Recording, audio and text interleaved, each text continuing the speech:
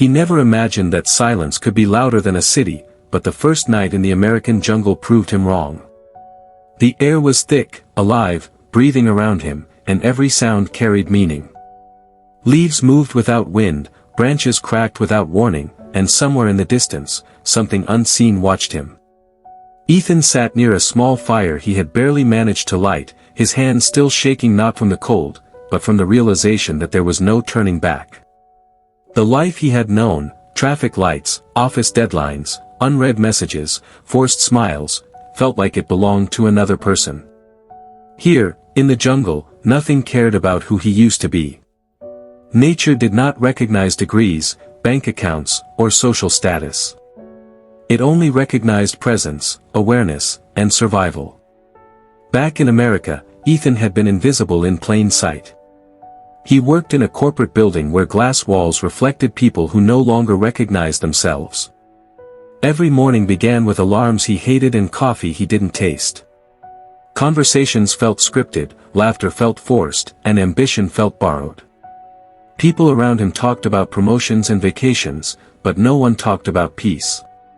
At night, he lay awake staring at the ceiling, feeling a strange pressure in his chest, as if something inside him was slowly suffocating. Doctors called it stress. Friends called it burnout. Ethan called it a quiet death. The moment that pushed him over the edge wasn't dramatic.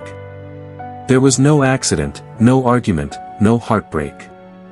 It was a simple moment when he realized he could not remember the last time he felt truly alive. That scared him more than failure ever had. Within weeks, he resigned, sold his belongings, disconnected from social media, and stopped explaining himself. People thought he was having a breakdown. In truth, he was finally waking up. When he boarded the small plane that would take him closer to the wilderness, he felt fear, but beneath it was relief, raw, honest relief. The jungle did not welcome him. It tested him immediately.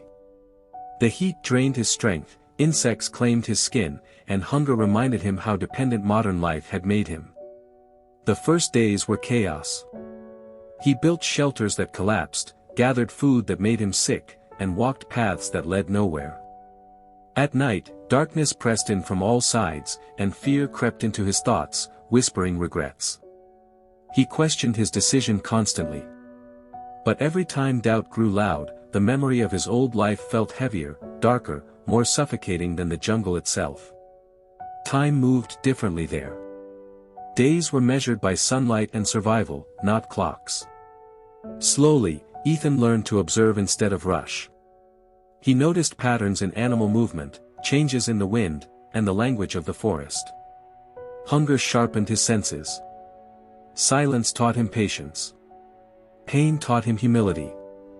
His hands became rough, his body lean, his mind quieter. Thoughts that once screamed now spoke softly, and many disappeared altogether. Without constant noise, his inner voice finally had space to exist. Loneliness arrived in waves. Some days it felt peaceful, almost holy.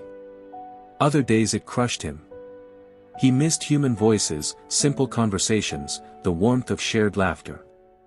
There were moments when memories attacked without warning, family dinners, old friendships, moments he once ignored. He cried openly, without shame, because there was no one to judge him. In those moments, he realized how much of modern strength is pretending. In the jungle, pretending served no purpose. Truth was the only thing that mattered. Seasons changed, and so did Ethan. The man who once feared discomfort now embraced it. Cold nights became lessons in endurance. Empty stomachs became lessons in gratitude.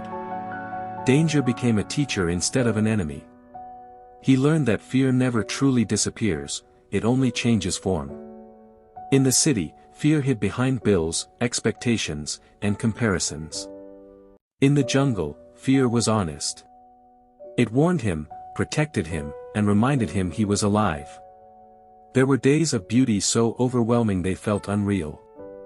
Sunlight breaking through trees like golden fire, rivers reflecting the sky, moments of stillness where the world felt perfectly balanced.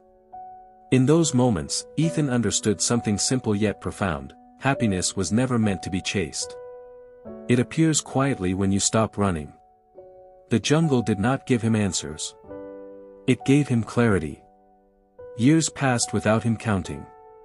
When he finally encountered people again, his voice felt unfamiliar in his own ears. He had changed, not just in appearance but in essence. When asked why he chose this life, he struggled to explain. Words felt too small. How do you explain freedom to someone who has never tasted it? How do you describe peace to someone addicted to noise? Ethan did not hate the world he left behind. He understood it now. He saw how people trade their lives for comfort and call it success. He saw how fear disguises itself as responsibility.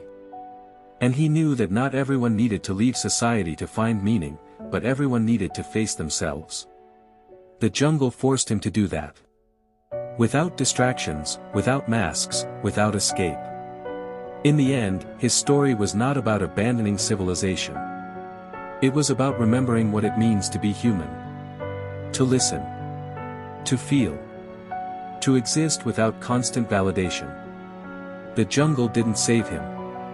It stripped him down until there was nothing left to lose. And in that emptiness, he found something rare, peace that did not depend on anything external. Even now, as the world continues to rush forward, Ethan remains where time slows down. Not because he is lost, but because he finally knows where he belongs. His life stands as a quiet reminder that sometimes, to find everything, you must be willing to walk away from it all.